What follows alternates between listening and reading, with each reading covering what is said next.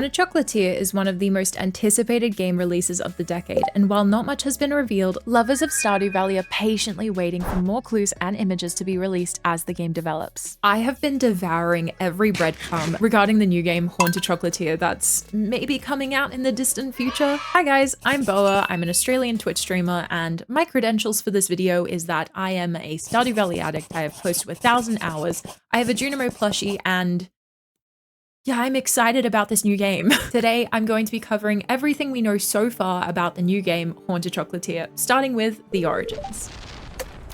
Stardew Valley is a pixelated farm life simulation that blends storytelling with relaxing gameplay mechanics and features charming characters as well as farm customization. It's honestly beloved by many, including myself, and possibly has the best community backing it.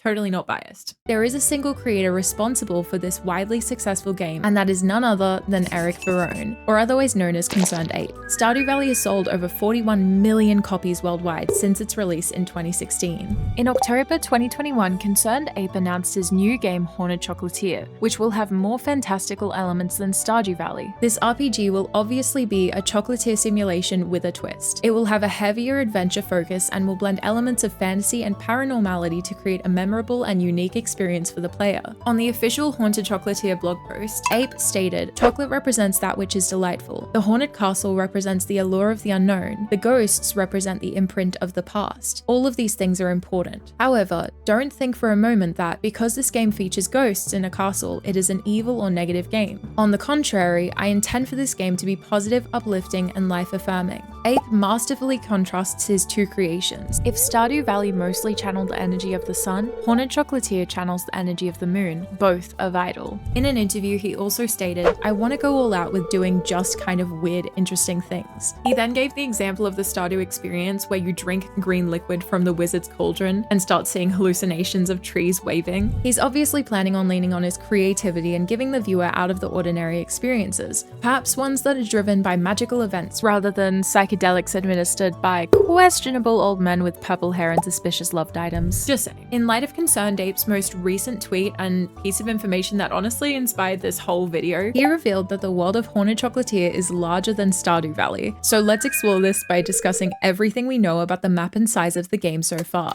First of all, this information is so incredibly exciting since Stardew has multiple maps and paths to explore, such as the Calico Desert and Ginger Island. So if this new game is bigger, the possibilities are truly endless. In the game trailer, we've seen that the player will be able to travel through a portal to another dimension. I really hope that there are multiple dimensions to unlock and explore as the game progresses. The exploration of fantasy as well as paranormal themes with the ghost element may allow for some really interesting landscapes and lore. Like, just imagine how cool it would be if there were like fairy gardens or water worlds to explore. In the game trailer, an interaction with an NPC reveals a clue about the map size and the primary location of the player. The NPC Maddie is shown asking, "What's it like living in the big city?" This tells us that there are multiple areas with NPCs, perhaps some small towns in addition to the city we live in. What are your predictions? Write them in the comments down below. Although the full map has yet to be revealed, we've been given small glimpses over the past few years. I've gathered every screenshot that showcases different settings, so let's take a closer look at them now. This shot of the town showcases some interesting details that are telling when it comes to seasonality and time of year. The town appears to be locked in an endless winter, blanketed in snow. Festive decorations like the bows on the lanterns and the Christmas tree visible through the window suggests that it's the holiday season, likely around Christmas. While this may be extracted from a specific moment, I believe that this will be a consistent theme for the town decor, since Concerned Ape has revealed that this image inspired the aesthetic of the map design and atmosphere. We are also shown a bakery which may be presented as competition in the market of sweet treats. I'm not gonna lie, I think I'd support it. Like,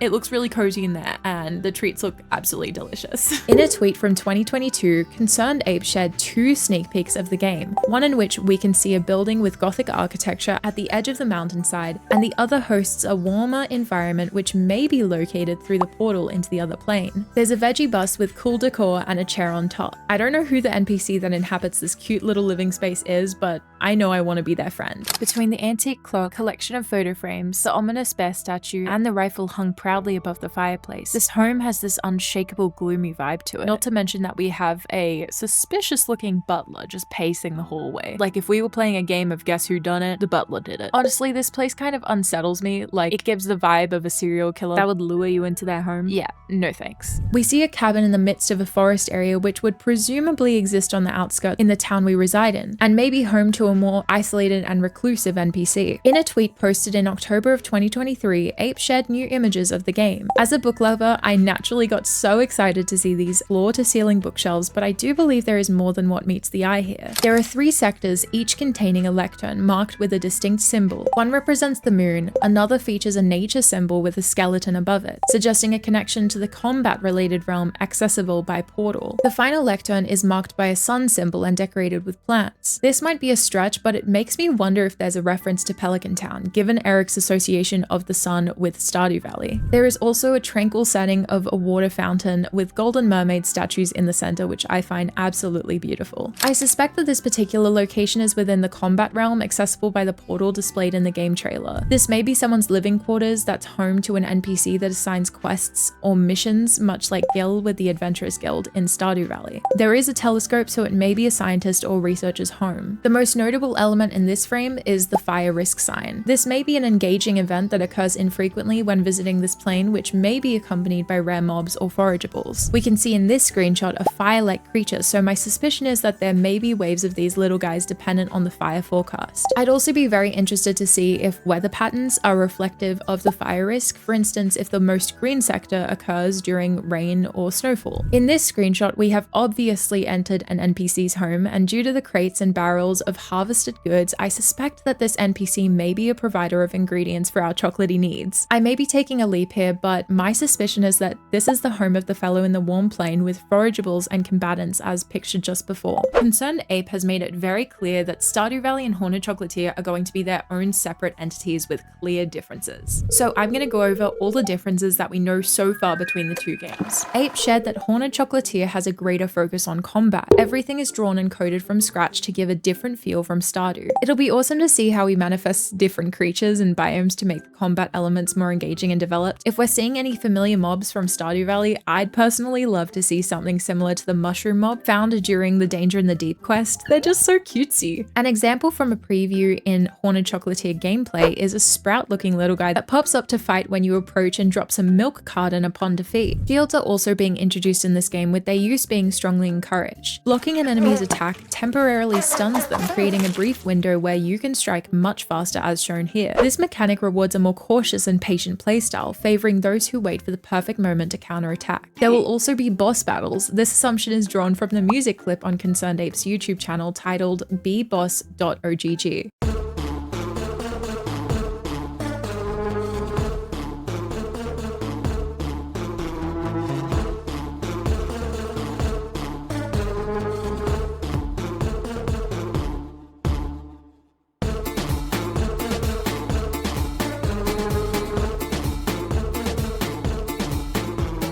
Banger. This is so exciting, as I can imagine he can get really creative in terms of what type of bosses we encounter. One key distinction between the 2 games is their overall atmosphere or vibe. Eric describes Stardew Valley as bright, warm, and lush, while Haunted Chocolatier is set to embrace a darker, more somber tone. However, this darkness isn't meant to feel evil. Instead, it leans more toward the mysterious and paranormal. Another point of differentiation lies in the game's approach to cooking. In Stardew Valley, where the core game centers around farming and selling crops, recipes can be learned through various methods, most notably by watching the TV show The Queen of Sauce, as well as purchasing them from NPCs. Once the player upgrades their house to include a kitchen, these recipes become available for use. In Haunted Chocolatier, it has not yet been revealed how recipes will be obtained, but since the production of chocolate is a key element in the game, recipes may be acquired from multiple sources that link with a player's progress, skills, quests, and they may be purchased from NPCs. I have no doubt that Concerned Ape is going to make this a really fun and dynamic part of the game. A screenshot revealed on Twitter back in December of 2021 presents a room where these cute little ghosts work in a lab-like environment. Here they may analyze new items and test combinations which may contribute to the discovery of new recipes. The cookbook displays the different types of chocolates that can be made. In the preview, we see recipes for the chocolate bar and simple truffle. This interface displays ingredients, the value, time it takes to make, the effect of eating it, and a basic description of the item. When foraging, you can obtain items like nectar, which can later be used in recipes like simple truffle that fortifies health for 8 hours. As the game progresses, unlocking new map areas, biomes, forageables, and combatants may result in the cookbook growing and revealing more complex and creative recipes. There may even be more magical food items introduced later in the game. In March of 2023, Concerned Ape revealed a concept art sheet for the chocolate, and there are some really interesting design choices. These will likely be tied to different abilities and power-ups. A treat that resembles Stardew's Star Drops that reward the player with health and energy boosts may hold similar qualities in Haunted Chocolatier. Personally, I find the treats with faces a little unsettling, but I love that there's a snake-themed treat. I mean, like, my name's Boa, I have to.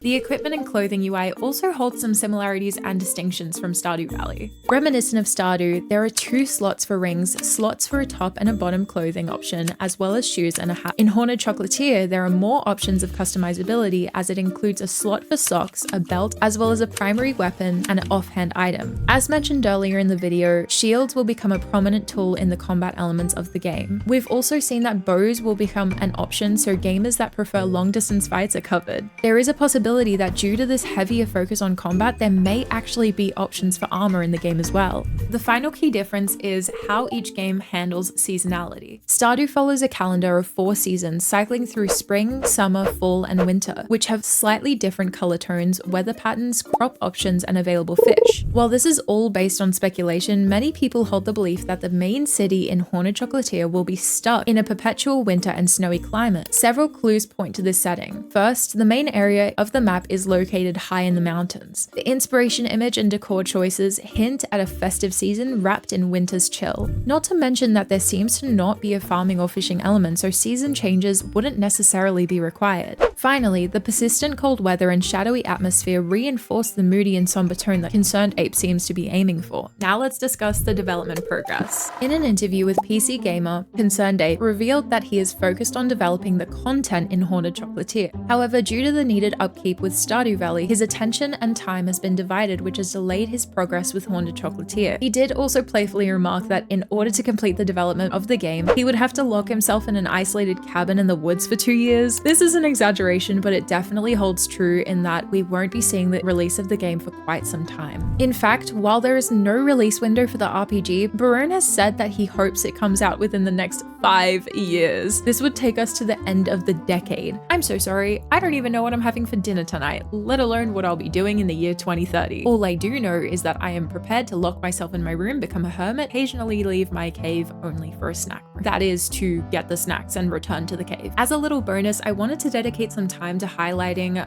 all the characters we've been exposed to so far. In the early gameplay video, we see Lily. So, you received my invitation? Off the bat, I love this girl's vibe. Like, she's giving a retro aesthetic whilst simultaneously giving Etsy witchcore with her celestial decor, crystals and books scattered everywhere. I really hope that this scene gives us like a tarot card or palm reading, really anything spiritual, since it would tie really nicely in with the game's theme. Next, we meet Burke. Let me just tell you, I would pay good money to see Clint try to fight Burke. Just between us girls, I think Burke would wipe the floor with him. Burke is this game's blacksmith. He says, "Sorry if I'm sweaty, I've been at the furnace all morning." He seems like a jolly guy that you love from a few feet away. Next we meet Maddie, and she says, "What's it like living in the big city?" She's obviously a small town girl that would be generally quite interesting to get to know. Next we meet Jet, who says, "Don't tell Dr. Tungsten, but I'm using the equipment for my own research." Now this one's definitely a contender for all the Seb lovers out there. He's giving angst, misunderstood, intelligent guy. I love the design choice of this character. I just know he's gonna be a hit with the player base. Finally, we also meet Nigel, who seems to be kind of like a cool bartender man. And he says, "Ah, you must be our new chocolatier." He looks a little grumpy and standoffish, but honestly, he seems like a really interesting character to build a relationship with. On the official blog post, we also see a few bonus images, like this stunning character with purple hair and this dashing Kent lookalike. We also spy a few extra NPCs in the game trailer. As a bonus, many Stardew fans are curious to know the connectivity of the new game with Stardew Valley. While Concerned Ape often responds to this question with vagueness and aloofness, upon some digging, I was able to find something. Yes, I felt like Sherlock Holmes. I was able to find, buried in a comment section, a clue as to how connected they will be. In a Twitter post revealing a screenshot of Haunted Chocolatier, a commenter asked if Stardew's story will tie into the new game. His response was, "It's gonna be its own game with a self-contained identity. It's not a Stardew 2, but there might be some shared lore. I haven't nailed down exactly to what degree the two will be connected. This leads me to believe that the two stories will exist in the same universe with Easter eggs thrown in. I don't believe there will be a crossover, like I doubt we'll see Haley strutting through the town, but I think it would be so cool if there was some connectedness, like a name mentioned. For instance, receiving a shipment from Pierre's general store or something of the sort." And that concludes this video. Thank you so much for watching the whole video. Please comment what your predictions and hopes are for the new game. As you can see, I have a bit of an impressive book collection. I love to yap about books, so if you enjoy conversations like that, feel free to drop by my Twitch. If you enjoyed the video, please feel free to like and or subscribe to my channel. I can't promise frequent videos. I do work full time and I had a few days off, so I was excited to kind of make this video. It's been something I wanted to do for a very long time. I really appreciate that you guys watched the video. Thank you. Okay, I will see you next time whenever that is. Bye guys.